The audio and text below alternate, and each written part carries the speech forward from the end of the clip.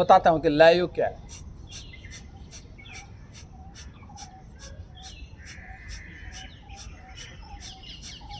आप अपने पेट को झटका मार रहे हो,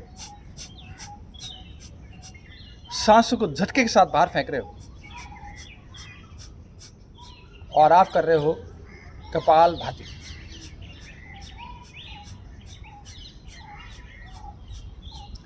यू आर डूइंग कपाल भाती। कपाल भाती के दौरान आप एक विषय को रोज उठाते हो, एक विषय रोज उठ जाता है।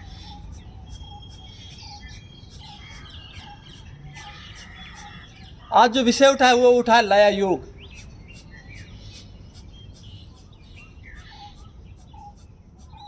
अलग अलग तरीके के योग है। भगवान श्री कृष्ण कर्म योग की बात करते हैं,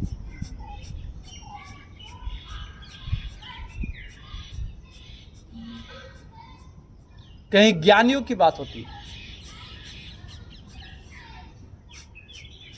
कहीं हठ योग की बात होती है, और जिसका हम रोज अभ्यास करते हैं उसको राजयोग कहते हैं।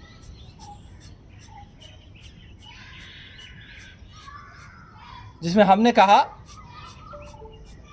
अंतरंग योग और बहिरंग योग। हमने उसमें बताया कि यम नियम आसन के माध्यम से बहिरंग योग होता है। हमने बताया धारणा ध्यान समाधि से अंतरंग योग होता है। फिर हमने बताया इन दोनों में जो सेतु का काम करते हैं वो है प्राणायाम और प्रत्याहार। दोनों प्राणायाम और प्रत्याहार ब्रिज का काम करते हैं, और इस तरह से राजयोग संपन्न होता है।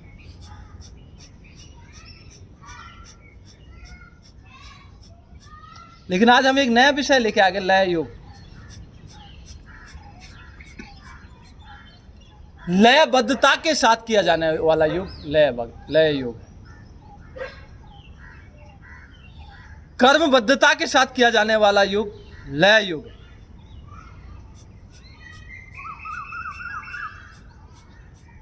अपने कर्म को, अपने दिनचर्या को, अपने नित्य कर्मों को अनुशासन के साथ। नमस्ते चाचा जी। नमस्ते नमस्ते नमस्ते, स्वागत है। हम अपने लय योग क्या है, अनुशासन के साथ, नियमितता के साथ, सततता के साथ, निरंतरता के साथ हम जो प्रैक्टिस करते हैं प्राणायाम की, हम जो प्रैक्टिस करते हैं प्रत्याहार की, हम जो प्रैक्टिस करते हैं यम की, हम जो प्रैक्टिस करते हैं नियम की, हम जो प्रैक्टिस करते हैं आसनों की, हम जो प्रैक्टिस करते हैं प्रत्याहार की, हम जो प्रैक्टिस करते हैं प्राणायाम की, हम जो प्रैक्टिस करते हैं धारणा की, हम जो प्रैक्टिस करते हैं ध्यान की, और फिर अंततः हम पहुंचते हैं समाधि में, ये लय योग।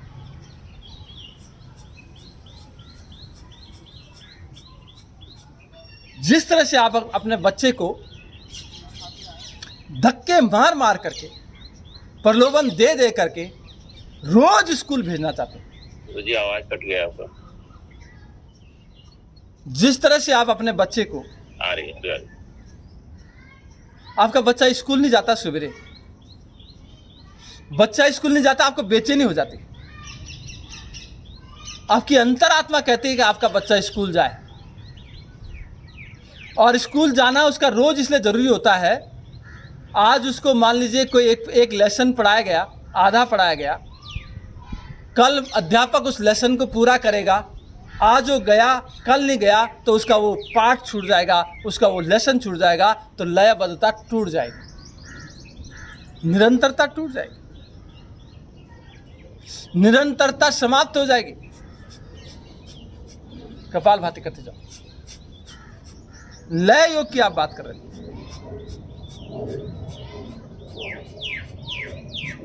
तो यहां पर क्या है, लय योग क्या है, यम की निरंतरता से, आवाज कट गया। यम की निरंतरता से नियम की निरंतरता को कायम करना। यम है सोशल डिसिप्लिन। कोमल का स्वागत है, कलम सिंह जी, माहेश्वरी देवी जी का स्वागत है। देखिएगा, यम है सोशल डिसिप्लिन और नियम है सेल्फ डिसिप्लिन। तनाव क्यों होता है? तनाव से बहुत सारे लोग परेशान हैं, स्ट्रेस से बहुत सारे लोग परेशान हैं, देश में नहीं दुनिया में परेशान हैं। अभी आज जो फिजी से मेरे पास फोन आया है, सुनीता पटेल,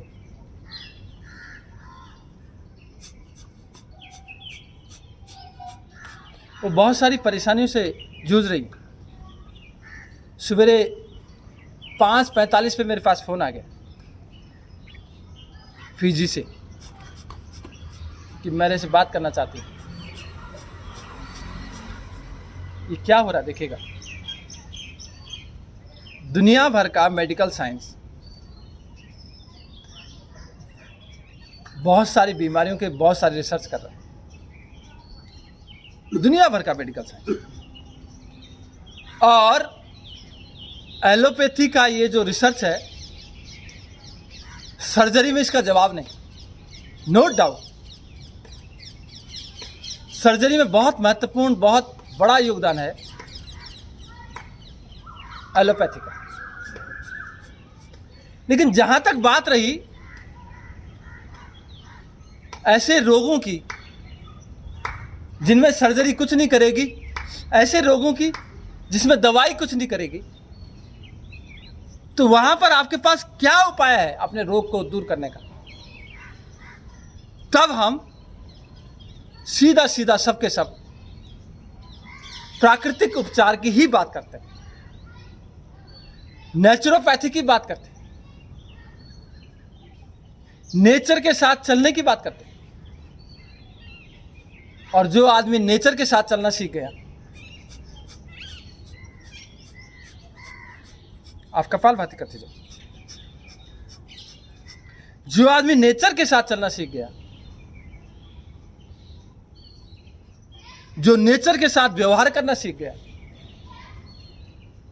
जो नेचर के साथ आचरण करना सीख गया, नेचर के हिसाब से जो खाता है पीता है, नेचर के हिसाब से जो उठता है लेटता है, चलता है बोलता है, नेचर के साथ तारतम्यता लय योग है। नेचर के साथ तारतम्यता लय योग। अपने कर्म, यानी नेचर ने हमें कहा, प्रकृति हमें कहती है, पेड़ पौधे हमें कहते हैं, पशु पक्षी हमें कहते हैं, नदियां आसमान हमें कहता है, सूरज चांद हमें ये कहते हैं, वो अपने हिसाब से चलते रहते हैं। नदी चलती रहती, एक रास्ता पकड़ के चलती रहती है नदी। कहां के लिए? कहां जाने के लिए? कहां जाना चाहती है नदी? सागर से मिलना चाहती है। लयबद्ध के साथ चलती कि नहीं चलती? कल कल चल चल चलती कि नहीं चलती? गीत गाते हुए चलती नहीं चलती? लहराते हुए चलती नहीं चलती? बताओ नदी। ये हवा इस समय बह रही, एक लय के साथ बह रही, हमें सुकून दे रही, आनंद दे रही है हवा। तो लयबद्धता के साथ हवा चल रही है, लयबद्धता के साथ पेड़ के पत्ते हिल रहे सामने, सारे पत्ते रोज हिलते हैं। हवा का धर्म इन पत्तों को हिलाना, पत्तों का धर्म है हवा को और इनटेक करना और पूरे वातावरण को शुद्ध करना। लयबद्धता। फूलों की प्रवृत्ति, और क्या है फूलों की प्रवृत्ति? सवेरे सवेरे खिल जाते हैं, खुशबू देते हैं, सुंदरता की झलक देते हैं फूल हमें। लयबद्धता के साथ काम करते हैं। अभी यहां पर सवेरे सवेरे बहुत सारे डॉग्स, कुत्ते भौंक रहे हैं। कुछ देखा भौंक रहे हैं। दिन में आपने कुत्तों को ज़्यादा भौंकते हुए नहीं देखा होगा। सवेरे सवेरे ये भी कुछ ना कुछ बोलते हैं, गीत गाते हैं कुछ, या तो रात को गाते हैं कभी कभी, या सवेरे गाते हैं। दिन में कम भौंकते हैं। दिन में आप कहाँ देखते हो उनको इस तरह से भौंकते हुए? पक्षी गीत गाते हैं, पशु गीत गाते हैं, पेड़ गीत गाते हैं, नदियाँ गीत गाती हैं, हवा गीत गाती है, फूल पत्तियां गीत गाते हैं, और आप क्या गाते हो? अरे सवेरे उठते ही चले गए किसी विषय को लेकर के लड़ने के लिए। सवेरे सवेरे कोई मुद्दा ले लिया ऐसा कि लड़ाई शुरू हो गई। तो क्या गा रहे हो आप? ये लय योग नहीं है। लय योग ये है, उठो उठो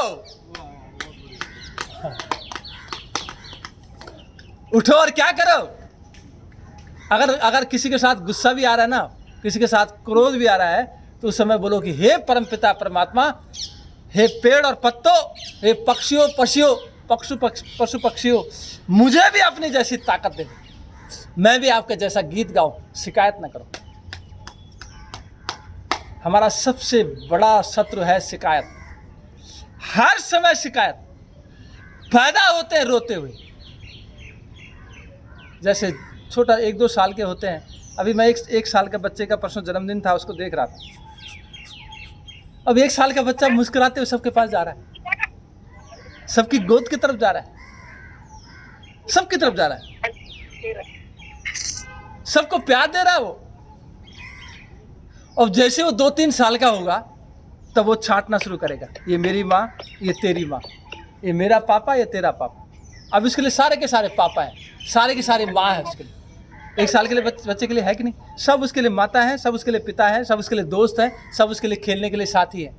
लेकिन जैसे वो 1 साल से ऊपर जाएगा, 2 साल का, जरा से जरा उसकी समझ विकसित होती है, तब वो बोलता है ये मेरा बाप, ये मेरा पिता, ये मेरा खिलौना, ये तेरा खिलौना, ये मेरा तेरा शुरू हो जाता है। उसकी लयबद्धता कट जाती है। तब वो क्या करता है? तब उसके जीवन का वो जो 1 साल तक था, तब वो भगवान के साथ था सीधा। किसके साथ? गॉड के साथ उसका कनेक्शन हो रखा था। जो तार जुड़ा हुआ था, प्लग, वो गॉड के साथ जुड़ा हुआ। 1 साल के बाद किसके साथ जुड़ जाता है? या तो माँ के साथ जुड़ गया, पिता के साथ जुड़ गया, भाई के साथ जुड़ गया, कनेक्शन ही कट गया। उतना बड़ा कनेक्शन एकदम छोटे पे आ गया। तो लय योग समाप्त हो गया। लय योग क्या है? रोज करो। रोज क्या करो? क्या करो रोज? रोज क्या करो? क्या करो रोज? रोज खोज करो अपनी, खोज करो अपने दिन की, खोज करो अपने विचार की, खोज करो अपने व्यवहार की, खोज करो अपने स्वभाव की, खोज करो अपने चिंतन और चिंता की। अरे चिंता मत करो, चिंतन करो, चिंतन। अभी भी वक्त है। It is never late. कभी भी उजाला हो सकता है, कभी भी लय योग की तरफ जा सकते हैं हम, कभी भी हम निरंतरता की तरफ जा सकते हैं। यहां पर जो साधक साधिका है, 15 साल से इन्होंने एक दिन मिस नहीं किया। कई लोगों ने, अब तो इनकी आदत हो गई। ये लय योग, ये कपालभाति करते जाते, थकते नहीं, रुकते नहीं। शुगर को काबू में ले गए, सूजन को काबू में ले आए, थायराइड को काबू में ले गए, गैस एंड एसिडिटी कब्ज को काबू में ले आए, हृदय की बीमारियों को काबू में ले आए, मस्सों को काबू में ले आए, दमा अस्थमा को काबू में ले आए।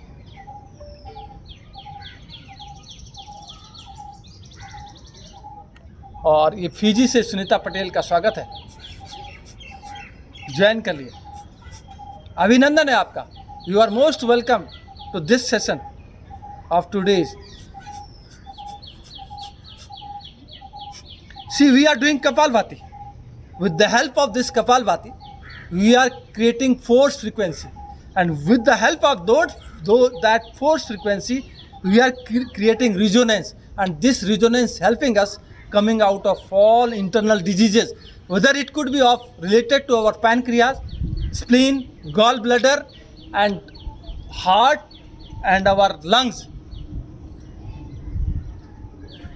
ये जो हम कपालभाति के माध्यम से रिजोनेंस क्रिएट कर रहे हैं, इस रिजोनेंस के माध्यम से हम अपने बहुत सारी आंतरिक बीमारियों को डायरेक्टली ठीक कर रहे हैं। और आज हम जो बात कर रहे थे, हम लय योग की बात कर रहे थे। आवाज नहीं आ रही गुरुजी। आवाज नहीं आ रही गुरुजी। हाँ, लय योग की बात हम कर रहे हैं। और मैंने कहा कि फिजी से सुनीता पटेल ने ज्वाइन कर लिया है, उनको लिंक मिल गया है, उनका स्वागत है, अभिनंदन है। और हम उनको बताना चाहते हैं कि अभी हम आज लय योग की बात कर रहे हैं, कपालभाति के कार्यक्रम में हम चल रहे हैं। हम अपने पेट को झटका मार रहे हैं, सांसों को झटके के साथ बाहर कर रहे हैं और अपने पूरे इंटरनल ऑर्गन्स का मसाज कर रहे हैं, एक्यूप्रेशर एक्यूपंक्चर कर रहे हैं, प्राकृतिक उपचार कर रहे हैं, नेचुरल ट्रीटमेंट कर रहे हैं। और यहाँ पर 15-15 साल से लोग कर रहे हैं। 15-15 साल से लोगों ने जब ये किया कपालभाति लगातार, तो तपस्या करना सीख गए और आज उनका शरीर गेंद की तरह उछलता है, रबड़ की तरह मुलायम हो गया है, फूल की तरह खुशबूदार हो गया है और पेड़ की तरह लाभदायक हो गया। ये तो आओ आज के सत्र को हम कंक्लूड करते हैं और आप चलते हैं मेडिटेशन की तरफ। Let's go meditation. कमर को सीधा रखो, गर्दन को सीधा रखो, सूर्य मुद्रा आपने लगाई हुई है और आप चलते हैं आप ध्यान की तरफ। मेडिटेशन विपश्यना, प्रेक्षा ध्यान। और यहाँ पर जब आप ध्यान की तरफ जाते हो, आपने सूर्य मुद्रा लगाई हुई है, आपके अनामिका आपके अंगूठे के नीचे दबी हुई है, आपकी कमर सीधी है, गर्दन सीधी है और अब आप चलते हो चक्र जागरण की तरफ। यू आर गोइंग चक्र जागरण नाउ। आपके मूलाधार चक्र जो अधोगामी हो रखा है, अधोमुखी हो रखा है, अधखिले कमल की तरह, और उसमें एक शक्ति निहित है, एक शक्ति उसमें छिपी हुई है, ताकत छुपी हुई है, दिव्य शक्ति। और उस दिव्य शक्ति को आप ध्यान के माध्यम से धीरे धीरे धीरे जागृत करते हो और उस मूलाधार चक्र के रुख को आप ऊर्ध्वगामी कर देते हो, ऊर्ध्वमुखी कर देते हो। और वो जो चक्र जब जागृत होता है, मूलाधार चक्र, तो वो आपको धातु रोगों में लाभ देता है। उसके बाद उसके ऊपर एक स्वादिष्ठान चक्र है। स्वादिष्ठान चक्र अभी अधोगामी है, अधोमुखी है, और जब वो सक्रिय होता है तो वो आपके किडनी संबंधी रोगों को और ये जो आपके पथरी संबंधी रोग है उसमें लाभ देता है। उसके बाद आपका मणिपुर चक्र है जो नाभि के मध्य में है, जो आपका इसके वो अधोगामी हो रखा है। इस ध्यान प्राणायाम के माध्यम से, प्रत्याहार के माध्यम से वो ऊर्ध्वगामी होने लग जाता है। उसमें एक शक्ति पैदा हो जाती है, एक ऊर्जा पैदा हो जाती है और उसके माध्यम से आप अपने गैस एंड एसिडिटी, कब्ज जैसी बीमारियों से छुटकारा पाते हो। उसके बाद आप अनहद चक्र पे जाते हो। अनहद चक्र आपका अधखिले कमल की तरह नीचे की तरफ अधोगामी हो रखा है। जब आप ध्यान, उपास, प्रत्याहार और ये प्राणायाम कर रहे हो तो वो ऊर्ध्वगामी होगा, उसकी शक्ति जागृत होगी और आपके हृदय संबंधी रोग ठीक होंगे। उसके बाद आप विशुद्धि चक्र की तरफ जाते हो। विशुद्धि चक्र जो अधोगामी है, अधोमुखी है, आप ध्यान, प्रत्याहार और ध्यान की तरफ से प्राणायाम के माध्यम से उसको जागृत करते हो और उसके माध्यम से आपके जो दमा, अस्थमा या आपकी खांसी, जुकाम, इस तरह की सर्दी आदि बीमारियों से आपको छुटकारा मिलता है। थायराइड में छुटकारा मिलता है। उसके बाद आप चलते हो मनस चक्र जो आपकी हड्डियों को और आपकी मांसपेशियों का मसाज करता है, आपको हील करने में मदद कर देता है। उसके बाद आज्ञा चक्र जो आपको पिट्यूटरी पीनियल ग्रंथियों से संबंधित माइग्रेन, सिरदर्द आदि जैसी बीमारियों में लाभ देता है, वो आप करते हो। उसके बाद सहस्त्रार चक्र जो आपकी मस्तिष्क की ग्रंथियों का स्राव ठीक कर देता है, उसके माध्यम से आपको मस्तिष्क संबंधी जो बीमारियां हैं, न्यूरो संबंधी जो बीमारियां हैं, वो आपकी ठीक होती है। इस तरह से मूलाधार चक्र से सहस्त्रार चक्र की आपने यात्रा कर दी।